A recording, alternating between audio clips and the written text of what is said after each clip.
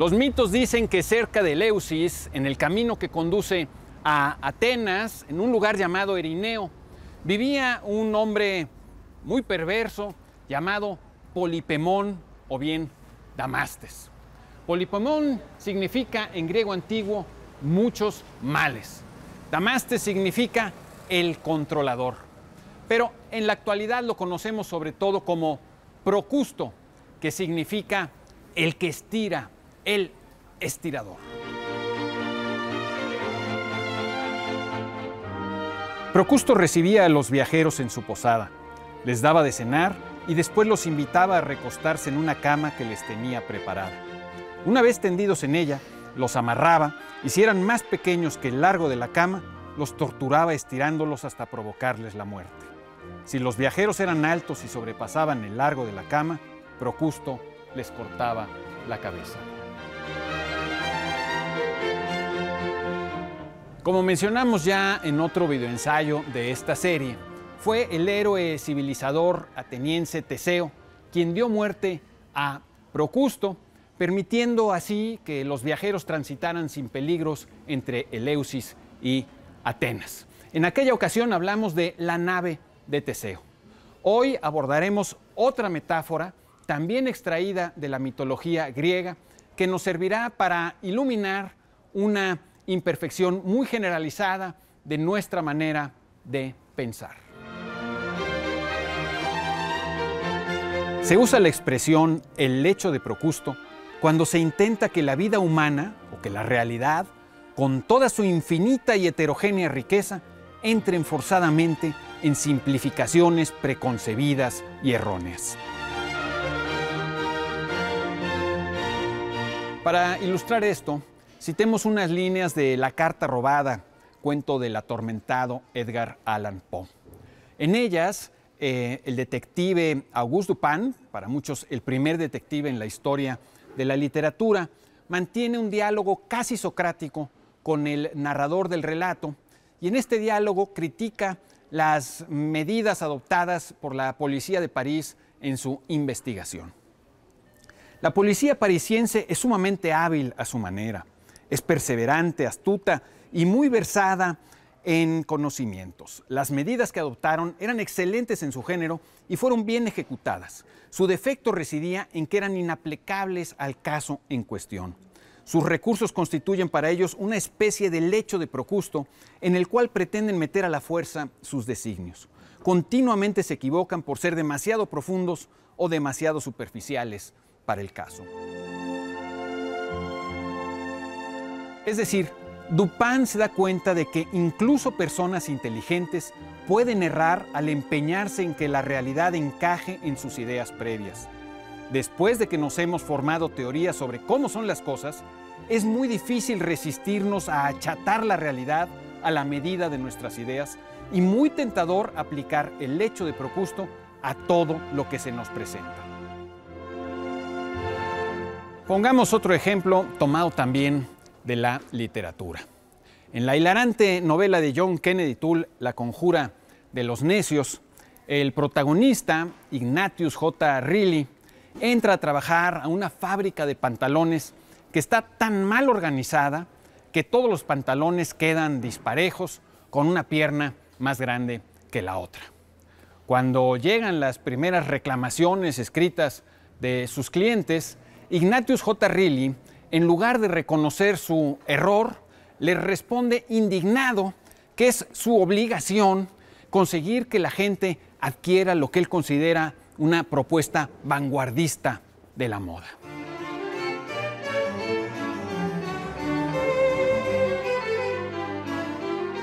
Es ridículo, sí, pero todos los días nos topamos con situaciones semejantes sin que nos parezcan graciosas.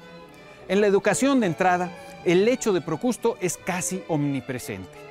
Las calificaciones numéricas, por ejemplo, son una burda simplificación de lo que deberían ser evaluaciones más ricas y potencialmente mucho más útiles.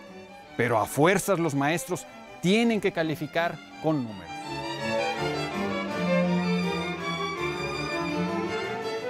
Más grave todavía es que la mente de los alumnos deba adaptarse al currículo diseñado por quién sabe qué especialistas, de la misma manera en que los clientes de Ignatius J. Reilly debían adaptarse a sus pantalones, en lugar de que sea el currículo el que se adapte a la mente, a la imaginación, a las emociones y a la manera de aprender de los estudiantes. En el ámbito legal, una y otra vez nos topamos con leyes y reglamentos que son moldes impuestos desde arriba, en los que hay que meter a la fuerza realidades complejas que siempre van un paso más adelante de lo que pueden prever hasta los mejores legisladores del mundo, mismos que, por supuesto, estamos lejos de tener.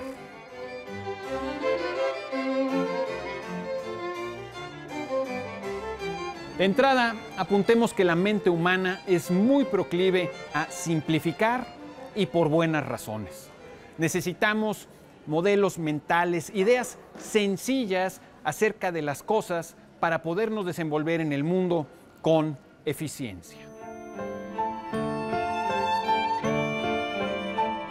Nuestra eficiencia se explica por un movimiento doble o de ida y vuelta entre la realidad y nuestros modelos mentales. En el movimiento de ida, partimos de la realidad para después formarnos conocimientos y, llegado el caso, teorías más generales. Y en un movimiento posterior, vamos de vuelta desde nuestros modelos mentales, es decir, desde nuestros conocimientos y teorías, hacia la realidad para resolver sus problemas.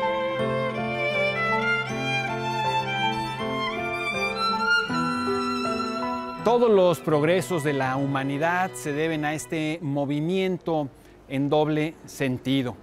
Pero debemos estar alertas a los accidentes en los que podamos incurrir. Nuestra responsabilidad es observar con cuidado y aprender con esmero para formarnos modelos mentales tan ajustados a la realidad como sea posible.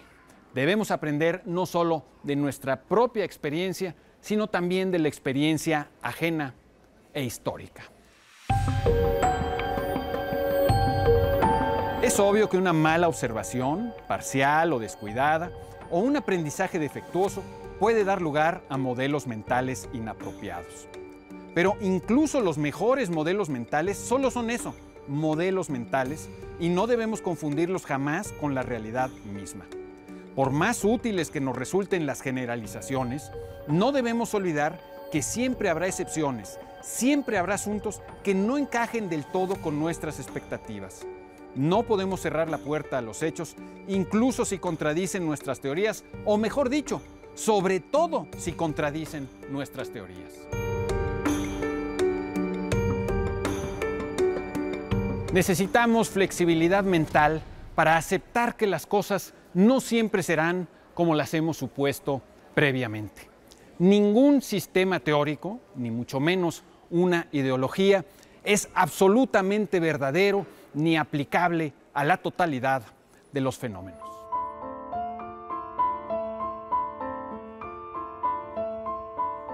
Sócrates, volviendo a Grecia, era un especialista en detectar lechos de Procusto entre sus contemporáneos. Solía demostrarles que sus moldes mentales presentaban enormes inconsistencias. De ahí que se hable de la ironía socrática.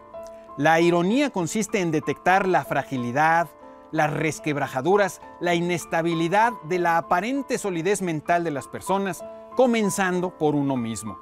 De ahí que Sócrates insistiera en que él no sabía nada.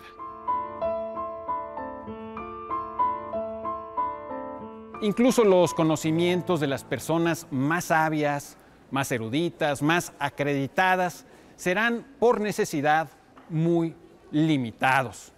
Siempre habrá cosas que no conozcamos bien y hemos de resistir la tentación de meterlo todo, absolutamente todo, el mundo, la realidad, el universo, en nuestro particular lecho de Procusto.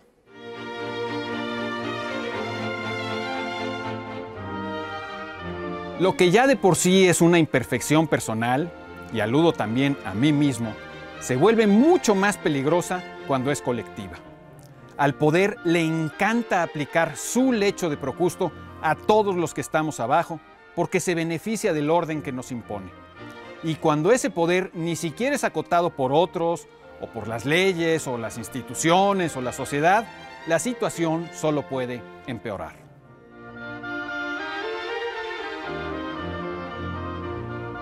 Toda dictadura es, por definición, un lecho de Procusto. El poeta Zbigniew Herbert, quien padeció muchos años bajo la dictadura del disque proletariado polaco, vio todo esto con gran claridad. Escribió el siguiente poema, del que voy a leer algunos versos para terminar esta emisión, que lleva por título Habla Damastes, apodado Procusto. Reparen, por favor, en la ironía. Me faltaban súbditos, es decir, me duraban poco. Inventé una cama con las medidas del hombre perfecto y contra ella cotejaba a los viajeros a los que pude dar captura. No era fácil evitarlo, lo admito, restiré extremidades, cercené piernas. Los pacientes morían, pero mientras más se me morían, más convencido estaba yo de que mis investigaciones eran justas. El objetivo era noble, el progreso exige víctimas. Yo aspiraba a abolir las desigualdades entre lo alto y lo bajo. Quería dar una sola forma a la repugnante variedad del género humano. Nunca dejé de esforzarme en volver a todas las personas iguales. Me dio muerte Teseo, el asesino del inocente Minotauro, el mismo que salió del laberinto con las fibras de una mujer en la mano, un impostor fecundo en ardides sin principios ni visión de futuro. Tengo la bien fundada esperanza de que otros continuarán mi labor y harán que lo que comencé afanosamente culmine con éxito. Soy Pablo Boullosa. Usted tiene la palabra.